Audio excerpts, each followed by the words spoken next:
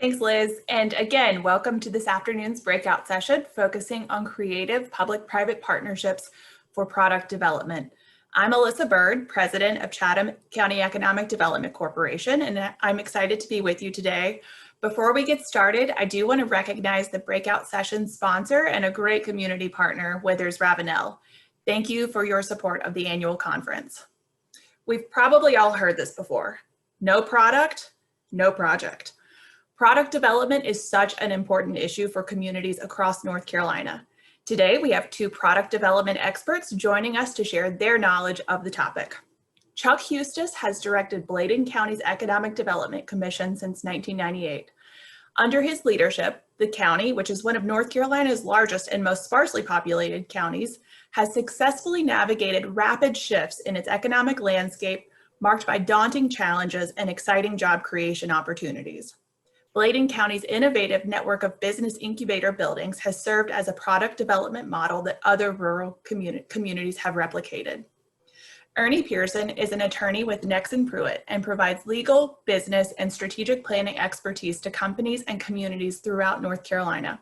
Southern Business and Development magazine ranked him among the South's top economic development attorneys.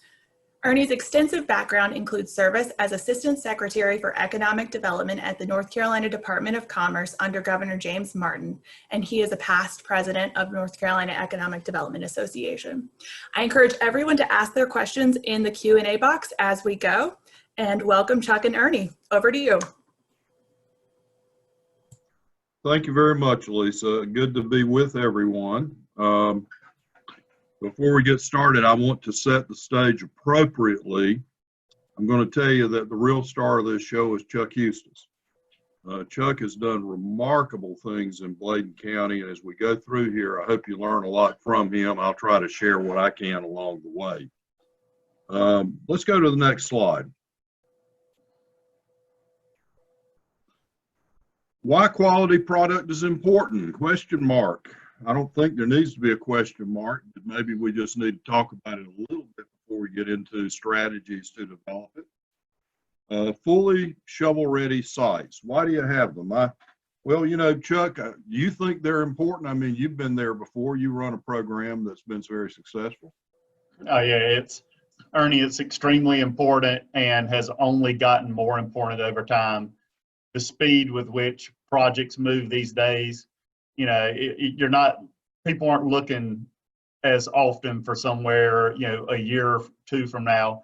They're trying to satisfy market demands that are in real time, and as fast as they can get there is an advantage. So if you can have shovel-ready sites, I absolutely think you need to have them.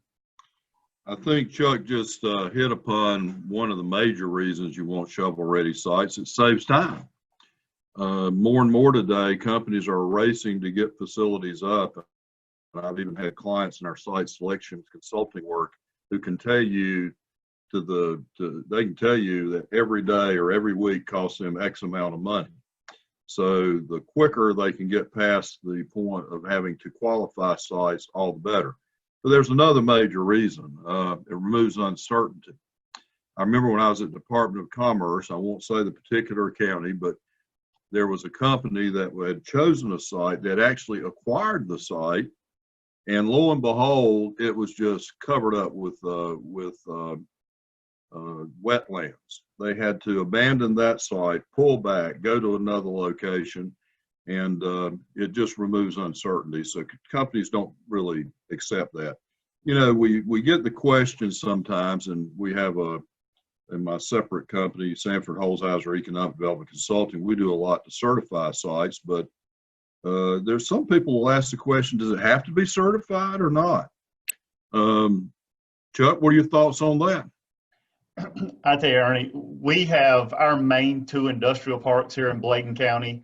We certified both of them, and I think it was a good thing that we certified them, because it did take them from a site that is not as ready as we could have had it to a site that was ready for development.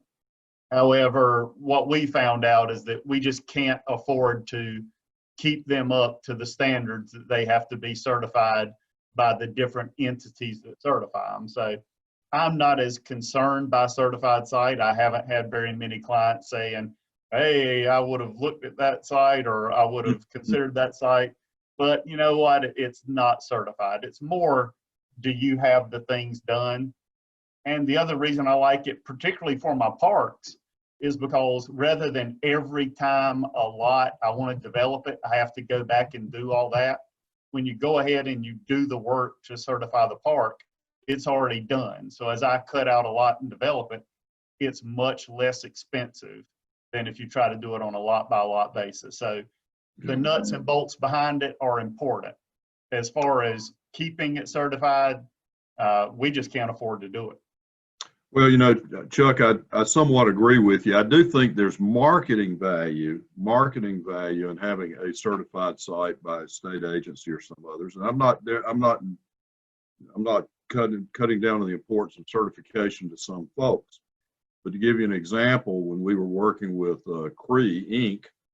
on the location for a $1 billion chip fabrication facility, the site they chose, when we began to look at that site, in another state, by the way, I asked for all of the data they had on the site, and they immediately downloaded just tons of data that answered all the questions about the site. It was not certified. It was not certified by the agency. So, you know, you make your own judgment on that as a local economic developer. I'm going to tell you that Bladen County's got a great industrial park. I've been down there to see it. I think we ought to take a moment to look at what Chuck has done in Bladen County with his industrial parks. If we go to the next slide, Chuck, you can talk them through what you've got there in the way of a great industrial park. Yeah, again, and when I started here 20 years ago, we only had 2 industrial parks and we had some economic development sites, which nowadays that's called a field. It's not a site anymore. And again, with limited resources, we just haven't been able to go and acquire a lot of that property, do the environmental things that need to be done. One park, the town just doesn't have the sewer capacity to legitimately be an industrial park anymore. So unfortunately, we've had to focus our efforts on this park. And fortunately, we've been able to focus our efforts on this park. So it's really a light industrial park. We have options in place through the town where we can buy 1/10 of an acre or we can buy 150 acres. And our nonprofit has predominantly developed the real estate inside the park and developed the land with the town. So we're very fortunate that we already own about half of the park with our nonprofit real estate corporation. The other half is owned by a lady that is willing to sell it to us for only $6,000 an acre. And she has an option through the town. So we're in a very fortunate situation, but we constantly work on this site, remaster planning it as it develops, upgrading every few years, the environmentals, getting the engineering done. And the latest thing that we're doing, partnering with North Carolina Southeast, our regional marketing group, is doing drone footage of the park and the different sites. And the latest initiative we're looking at is starting to do some virtual abstracts of what facilities in the park or specific parts of the park developed would look like. So when you don't have a lot of options, make it the very best option it can be. That's a good one too, I'll tell you. Now, can we go to the next slide? Well, you know, I think everybody knows the importance of shell buildings. The data changes from year to year, but I know when I was at Commerce, it always hovered between 80 to 85% of the projects that come to the state are looking for an existing building. And we're not talking about an old structure with a 12-foot ceiling and all sorts of issues. Sometimes they're all cut up where they added to it, and you can get structures that are separated by a few steps up into another one. It's got to be a really good quality building. Now, I said shell buildings. You might think in terms of special use buildings if you're pursuing an information technology strategy. But shell buildings work well. Chuck, you've got a one or two shell buildings down there, don't you? How many shell buildings do you have, Rod? Counting the Well, ones that are filled up and ones you might be working on. How many do you have? Tell them. Well, in the sense of the old shell, which is 4 walls, the roof, and a dirt floor, we've done 2 of those, and we moved both of them, in about 2.5 years.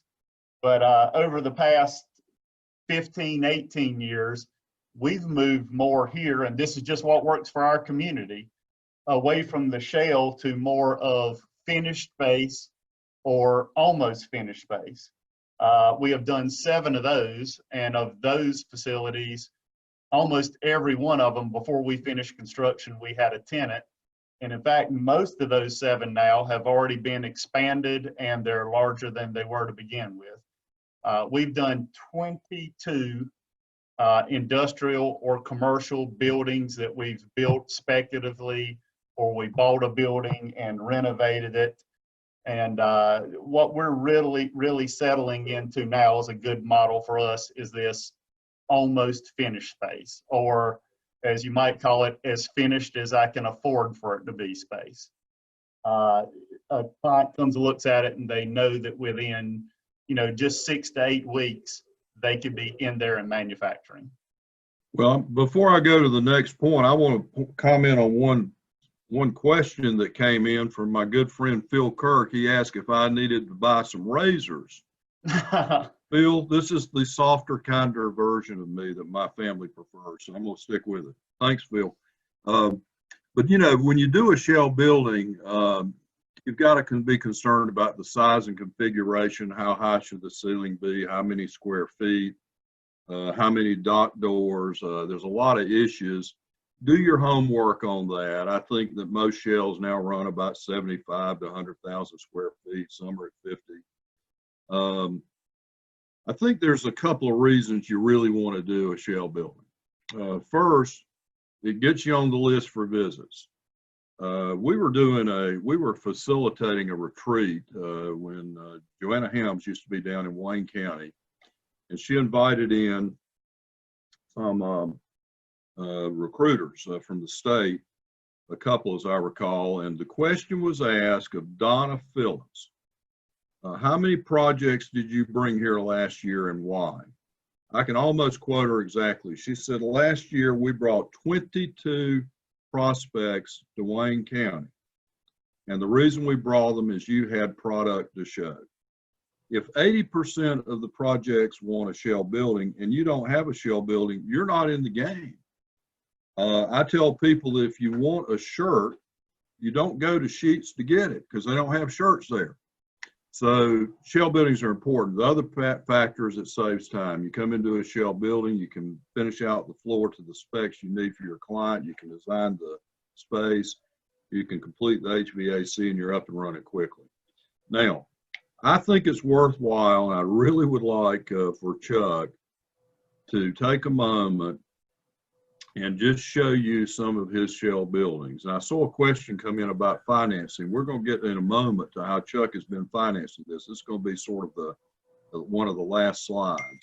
But Chuck, let's go to the next slide and show them what you've been doing. This is remarkable what Chuck's been doing down there.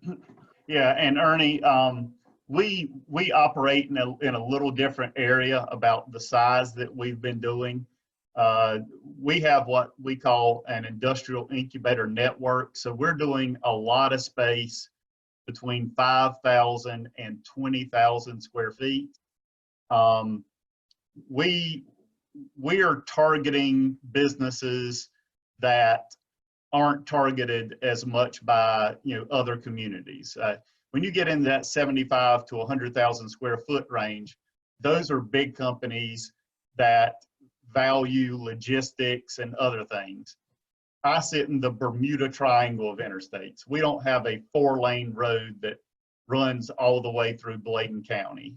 All of our neighbors have either 74, 95, or 40, and our industrial parks are not within 25 miles of an interstate.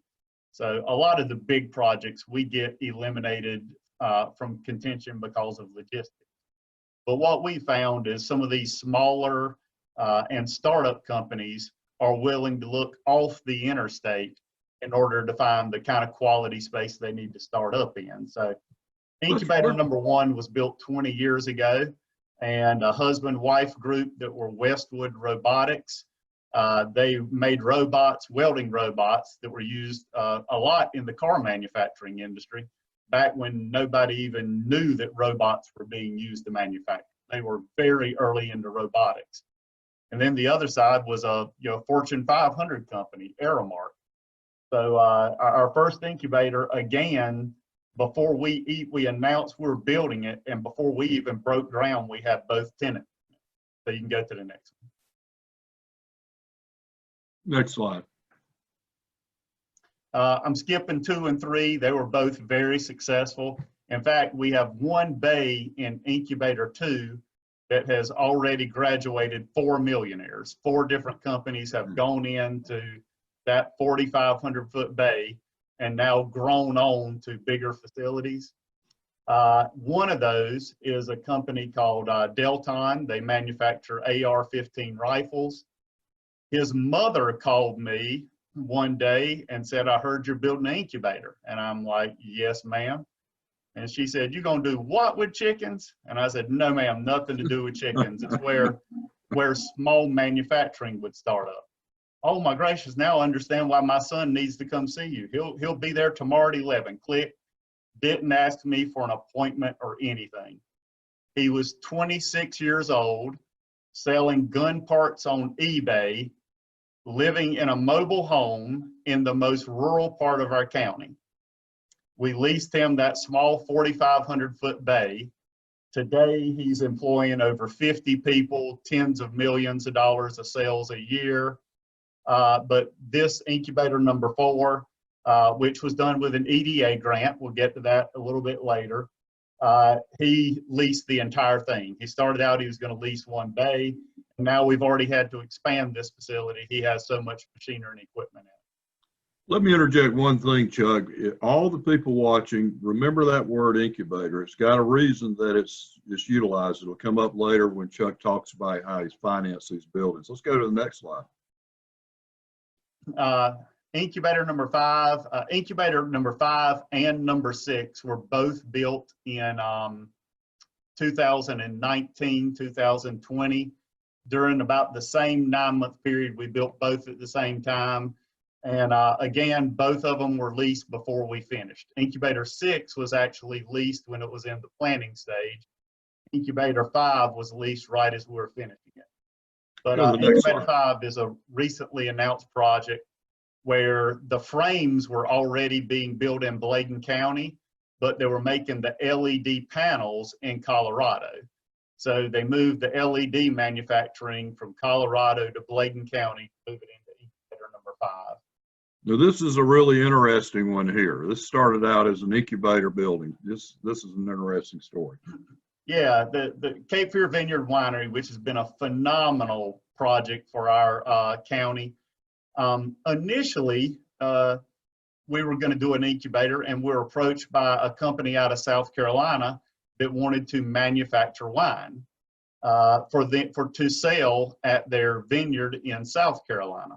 Something about the laws for alcohol in South Carolina didn't allow them to do it there. But anyway, they moved in. They were doing really well, and then the Great Recession hit, and their tourism in South Carolina just plummeted. So we had an amicable foreclosure.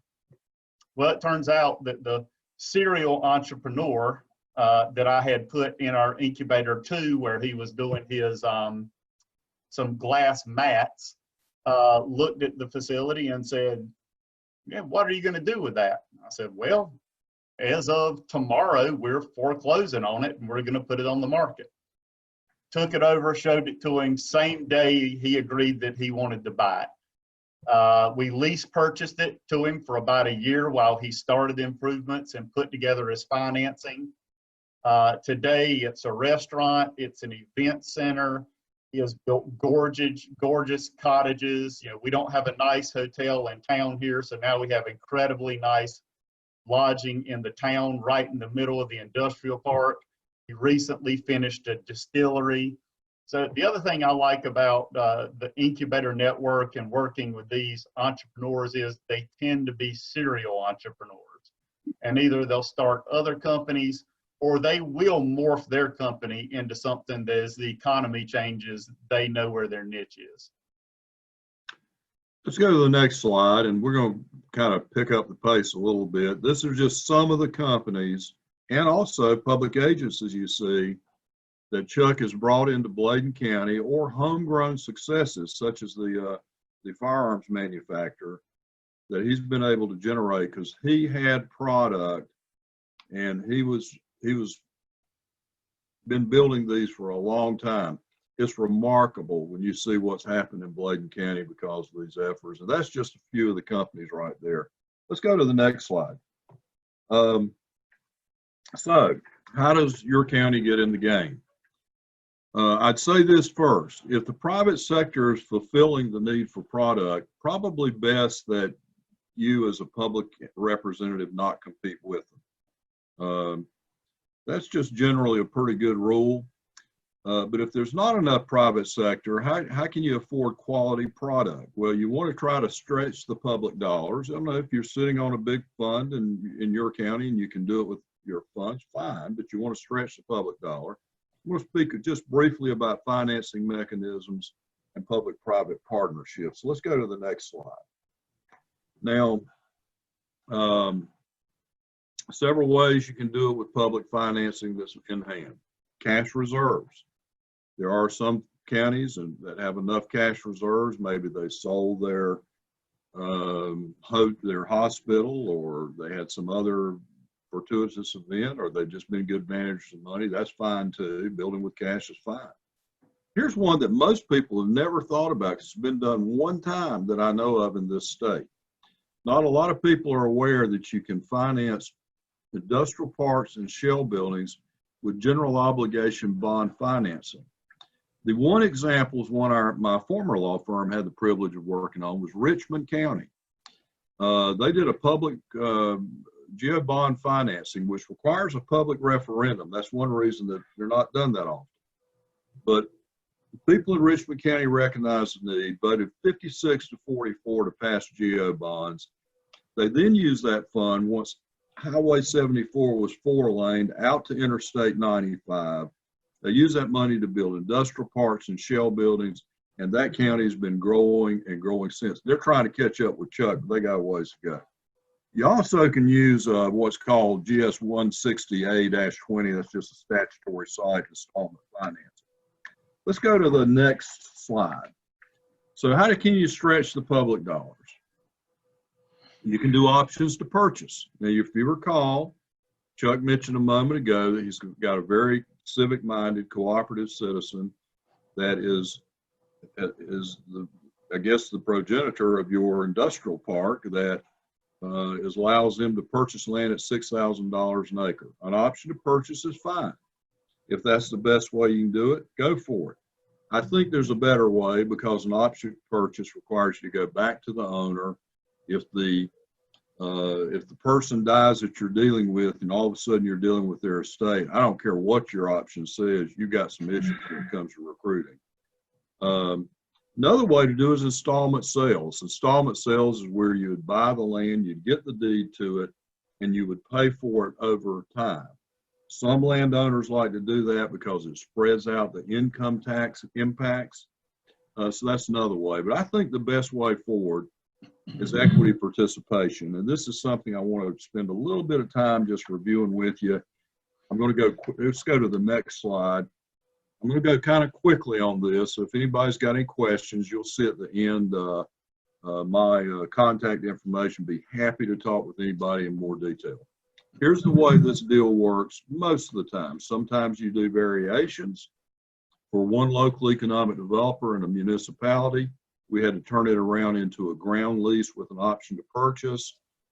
Sometimes it doesn't work. There are some issues that can arise, but we've done this for I don't know, several thousand acres of land in the state, and if you've got a willing seller, it works. Here's the deal. You get the deed to the property for $1. They may want more. We had one deal fall apart because the landowner wanted $1 million up front. It was a very, very large tract. But normally you want them to take it for $1. Then they get a promissory note for the purchase price. I put that in question marks because it's defined down below, which is secured by a deed of trust. So it's a secure deal for the landowner. Then as acres sell, as you sell acreage, or your local government wants to buy acres on their own book and have it available, you pay them the following price. The fair market value of the land at the time of the conveyance, that is before it was developed, before it was rezoned, before you had a pretty entrance, before you had a road stubbed out into it, before the value was added to it by development efforts, just the way developers make their money. So you pay them on a per acre basis for the fair market value at the time of the conveyance, which is a lower amount. And you pay them, plus you pay them an agreed upon percentage of the equity in the land that's created by your development efforts. That's the way developers make their money. So you try to negotiate 20 to 30% of equity. That means that your economic development organization, your county, keeps 70 to 80% of the equity. So when you sell 10 acres out of the 100-acre parcel, you pay them that value. Now, they're going to want to know that you're not just going to sit on it. So typically the development agreement will have development milestones in it. That is to say that you'll get it rezoned by a certain date. You will get water and sewer to it by a certain date. You'll get it certified by a certain date. It can even have that, as long as it's a liberal period of time, it can even have a provision that you will either buy down or sell 10% of the acreage by, say, 7 years. Then your local government can start reserving money for that eventuality if they've not sold it. Now, here's the sweet part of the deal. If you control 70 to 80% of the equity that's been created by your development efforts, when prospect comes, so me or somebody else representing a company looking for a site, and they start hitting you up for incentives, which they're going to do nowadays, it's going to happen. Here's what you say: look, I'll mark down the value of this land by 20%. And you start coming down on the value. What you're doing is you're not spending money out of your pocket. You're not getting the money you might have gotten, but you have a built-in incentive to negotiate with. This is a really sweet deal. I can tell you, if I own land in your county, I'd do this deal with you all day long. I might want 50% of the equity, you see, but this is a good deal for the landowner, a good deal for the local economic development organization. And then what you do is you put your money into development and marketing. You haven't put into acquisition of the land. Let's go to the next slide. There's all sorts of deals and ways to structure shell buildings. In a minute, Chuck's going to talk about how he's done it. It can vary from deal to deal. The key is this: the risk that a private developer has in developing a building is two things: money up front, which is typically the cost of the land, and payments or interest running on the debt they've financed to build a building. If you can eliminate those two risks, you can do a great public-private partnership. It can work a lot of ways. I've structured this several different ways. A very typical deal is that the local government or EDO will pay interest and debt service for a period of time up front, say 3 or 4 years or 2 years, and then the private sector party will come in and cover it. Or it works in reverse, where the private sector partner will pay it up front for 2 or 3 years, and then the local county or organization comes in and pays it after. There's even, and this is too complex to go into right now, I've even done it where we injected CDBG funds, and George Sherrill, when he was running that program before becoming deputy secretary, looked at the proposed deal structure and thought it would work under the program. Now, here's what you need to perk up and listen to if I've not bored you to death already. Chuck, let's go over to the next slide. And Chuck, you spend some time now. Tell them how you've been able to finance shell buildings. Tell them how you did it up to a point where you had to change your deal structure, and then how you've been doing it thereafter. This is, folks, you need to listen to this. This is a really great way to do deals. Let's go to the next slide. Yeah, Ernie, in the past and currently, we are grant writers. We do a lot of grant writing. Partners that have supported our growth with grants. Golden Leaf has been an invaluable partner over the past 20 years in helping us fund projects. EDA, again, when you saw incubator number 4 a while ago, the one that Delta Machining was in, that was a EDA grant. It was during the recession, so we were eligible for an 80% grant. So for like a $1.2 million building, we got over $800,000 to help build it because we had those plans ready to go when you were having that disaster relief grant period. We were also fortunate enough to have the plan ready to go for Incubator 2 when there was some CDBG money dropped to the state, and they were looking for ideas about incubators around the state. That was probably about 14 years ago or so. So we're grant writers. The second thing is looking for, great small partners, because lots of times when we build a shell building, we're looking for enough grant money to be a down payment, and then we'll go finance the balance of it. So our local Committee of 100 puts in money, our co-ops, 4-county EMC, and Star Communications put in grants. A lot of entities that are willing to put in small grants to help you build your down payment. Let me interrupt 1 second. Let me interrupt 1 second, Chuck. I don't want to take you out of your sequence. Tell them why you use the word incubator. Why you define these as incubators.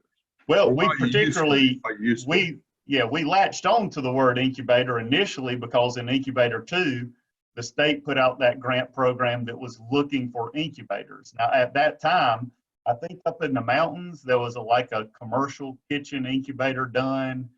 I think there might have been, a couple of downtown incubators. We were the only ones that came up with the concept of an industrial incubator because of our success on building 1. When it was built, it was a building. When we got the grant application, we changed the name of it to an incubator, so we had an experience to an incubator, to tell you the truth. After that, we built Incubator 3 because Delton was moving into it. And then Incubator 4, we took to EDA because incubator is an allowable funding thing for EDA. Now, talk to them before you do your application because the interpretation of the term incubator, changes over time, and that impacts the way you structure the deal. But yeah, Ernie, straight up, the reason for calling it an incubator is because that's what people giving grants wanted to fund. Now, Chuck, I want to ask a quick question. Do you have a program that goes along with that incubator as part of those grant applications? Did you have to have a structured traditional incubator program? No, what we have is again an incubator network. So we have a lot of buildings and bays within the buildings industrially, and we have small business incubator now too. But our companies can grow from one bay to another. We take the revenue from the existing incubators, and we've committed to Golden Leaf and EDA and other granting agencies that it will take that revenue and build the next incubator bays. So we have an incubator network. We do not require the tenants of our industrial incubators to grow out in 3 to 5 years like we do in our small business incubator, because it would be foolish. If we told them they had to grow out and we don't have an available building, what am I going to do? Put in all the work to grow them and then send them to Wilmington or Fayetteville? That would be foolish. So we don't have a grow out requirement in our industrial incubators. However, what we've promised and committed to with all our grantors is that we will use the revenue generated to expand that incubator network. thanks for the question on this. Chuck, tell us about how you're doing it now, because I think there's been some change in the EDA grants, and now you've kind of come with a different structure. Yeah, and a few years ago, our county commissioners did an economic impact analysis of one industrial park, and were blown away with the economic impact of these incubators. It was 30-some million a year. And they wanted to put up some money for us to do this faster, because our problem has never been finding tenants. It's always been handling the growth and building more buildings. So they set aside $1.9 million for us to do product development. But we ran into some issues with the county government granting money to the nonprofit to do real estate. So the money sat there for almost 2 years while we tried to figure out the right way to do it. Well, finally I called Ernie. So, this is where, the Ernie Pearson, Nexon Pruitt ad comes in. We appreciate it too. They worked with us over a number of months to look at general statutes, look at what we wanted to do, how we were formed, and helped us come up with this strategy that is called a forgivable loan. So essentially what happens is the county will loan money to our nonprofit. That loan is at a rate that is at least more than what they could be getting from a bank in a CD. So our current loans from the county to the nonprofit have been for 2%. So let's say that they put $500,000 into a project so we can build new speculative space. Our experience has been we build that space, and before we get finished, lo and behold, somebody comes around along and we're competing for them to move into it. So let's say it's 1 year later, so the principal and interest is $510,000. Now, we have other money in that. Lots of times we'll go to 4-county EMC and get a 0% loan to construct it, or we may go to a bank and get private finance. The cool thing that Ernie helped us set up with the Bladen County Forgivable Loan is it can go in a second or third position. And that's very important to your creditors, the bank or 4-county EMC, because they want to be in the more secure first position. So the county money goes in a second position. Now, you heard me say forgivable loan. How does it become forgivable? Well, when you find that tenant that wants to go into the building, we have to hit 2 standards. The first standard is the economic impact has to be more than the $510,000. Y'all, if a project creates 10 jobs, the impact is over $1 million. So that standard is always easy to hit.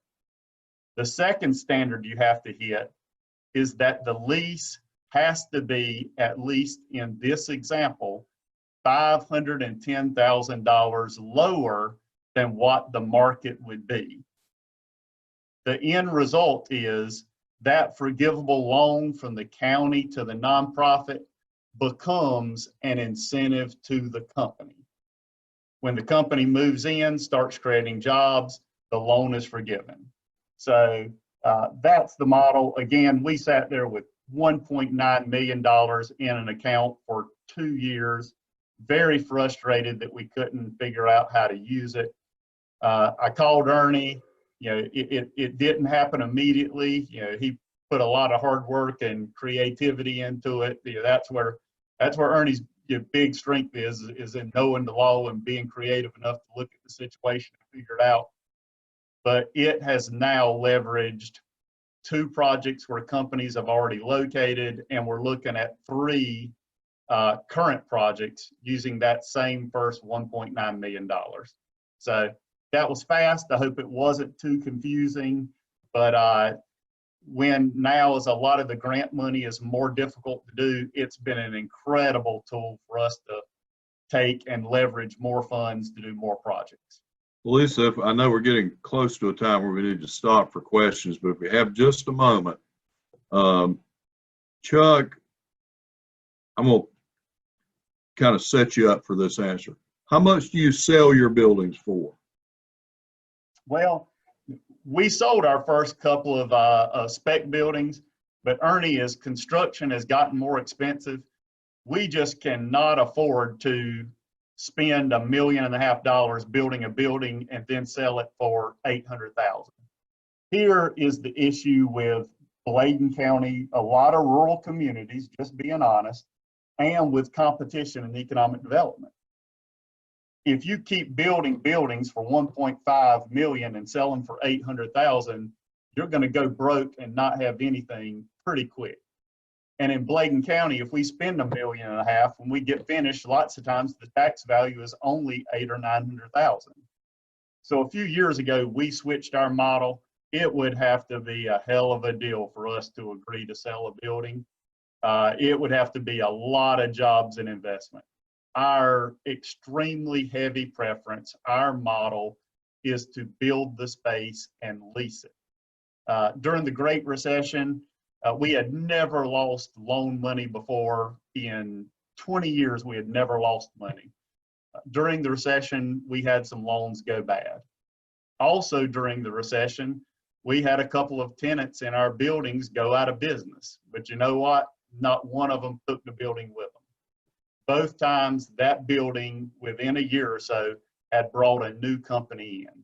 So our heavy preference is to lease the facilities, control the property, the real estate for the long term, and knowing that no matter what happens with the company in it, we always have control of that tool to bring the next jobs and investment in.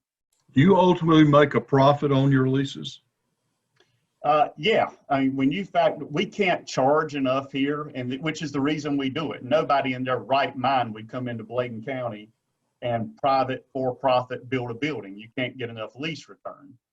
But when you take the grant money that we have, but now particularly the lease revenue we have coming from our existing buildings, reinvesting it, about every building we build, we have 30 to 40% equity in it, which makes it profitable because of the equity. So yeah, we make hundreds of thousands a year at this point, but we didn't get here overnight. We've been doing this now for 20 years. It's taken us that long to get to where we're making that much money. What do you do with the money? Roll it over into the next project. We don't do any marketing. The CEO's plug here, you know, all our marketing is done by North Carolina Southeast. We don't put one penny into marketing. Every dollar we can make goes back into product. It's either buying or preparing land, but because 80% of the clients plus are looking for buildings, 95% plus of the money that we get goes directly into a new building. Well, you know, we could talk a lot more, but I think that's said a lot, what we've done already. Let's go to the last slide, and we're getting close to a break. So perhaps, Elisa, if you agree, perhaps we ought to pause a moment for any questions or input. Yeah, we have about 5 minutes left before we go to a break in the next session. I want to ask, I know maybe about 30 or 40 counties in North Carolina have spec building programs, and you mentioned these are long-term investments, and these decisions are often being made by elected officials that serve much shorter terms than that, and it's not something with instant gratification. So what are some strategies that you've used to get that public buy-in? Alyssa, you brought up something there that I think we have a huge advantage in doing here. My building program is not through the county. We have a nonprofit, private nonprofit. Now the county partners with us, but we have 11 private business people that run that board. Most of the people have been on that board for 15 to 20 years. So we have that continuity that you need going from project to project. They're some of the most respected business people in the county. And there are other reasons. I mean, number one, we can do it faster than if it was publicly owned. We don't have to have public hearings and upset bids or whatever. I can lease a building in 24 hours. Also confidentiality, because we are private, our deals can be more confidential than if they were public. But third, and my county recognizes the importance of this, is shielding the county from liability. Let's take the gun company I have, if my county owned that building, and let's say somebody was in there working and they tripped and shot themselves in the foot. Well, Ernie's going to come along. He may sue the gun company, but he's also going to go in there and say, you know what? The light bulbs in here were out. If the county had kept up that, he would have not, he would have been able to see and he wouldn't have tripped. So also the county recognizes that by being done privately, it shields them from the potential danger. And Well, then Chuck, more, we're Chuck, one of the largest taxpayers in the county, where Yeah, that's publicly right. owned is not taxable. Chuck, I got to correct you on one thing. I'm going to represent you, not the. Okay, thank you. One other thought on that, Elisa, is you got to, if you're doing it with public officials, you've got to set up their expectations on the front end appropriately. For some folks, you actually don't want to sell the shell building too quickly because it brings prospects. And when I've worked with companies, particularly from Northeast, West Coast, Europe, they don't realize how fast you can build here. So they get drawn to your county by the building. Then they start realizing they can have a building up in 9 or 10 months, maybe at most a year. Then they decide they want to build their own building. So talked to Larry Norman years ago. He had a shell building. He said the last year that shell building brought in 11 prospects, one of which built its own building to put its facilities into. So thank you, Elizabeth. I've got one request. Liz, could you roll back to the last slide to show the contact information for Chuck and Ernie? There you go. And then we have a question here. Which economic impact model do you use, Chuck? The one we used for that, North Carolina Southeast, again, our marketing group, another service they provide for us, our free economic impact analysis, and it was done by Crystal Morphus Group. I don't remember what it was that she used. I know we've talked to Ernie. His group does some economic impact analysis, but it's going to be a third party so that it has validity as you put it out to your elected officials and to the public as a whole to show them what you're investing the money in. So there are a number of sources, but I know you can talk to Ernie, and I know that Crystal will do them as well. And we use we work with a PhD economist who is much less expensive than the folks at the universities. We can do them very inexpensively. And he uses a proprietary model, which for various reasons we believe is better than the M-Plan model, and can crank those out pretty fast. Ultimately, what you're looking for is both the direct, indirect, and induced economic and fiscal impacts. Yeah, that's it. All right, we are running up against our time, but we have one last question. What's your optimum size, Chuck, for considering this approach? Again, it changes over time. Right now, for a rural area, we like that range right now from 25 to 35,000 feet. It's good for a lot of the companies that are willing and projects that are willing to look off the interstate. It's good for some companies that are getting new contracts or growing. I'm not saying that's the right size for every community because we all have different assets and everything. But also, Joe Melvin and Steve at Southeast helped us go back for 2 years looking at the projects and what size buildings they were looking at and cross-reference that with what was not available. And a sweet spot was the 25 to 35,000. I know, years ago, a community was building 125,000 square foot spec building. And they asked me if I thought that was a good idea. And I told them, no, that I would never build one that size. And they said, but that's where the most projects are right now. I said, but that's also where all these vacant, nice buildings are.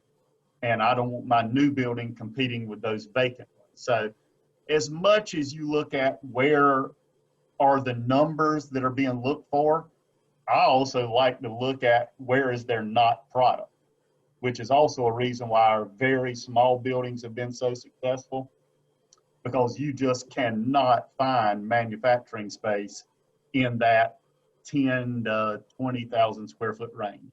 Yep, that's right. Yeah, I would say track everything, track all your requests, and make educated decisions based on that. So it's time for us to wrap up. I want to thank Chuck and Ernie for their time this afternoon. Thank you. I think we've all had some good takeaways from this presentation, and I'm glad you were able to join us. And again, thank you to Withers Ravenel for your sponsorship.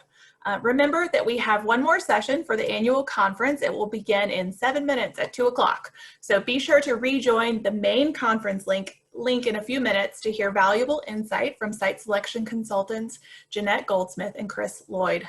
Thanks again for joining us.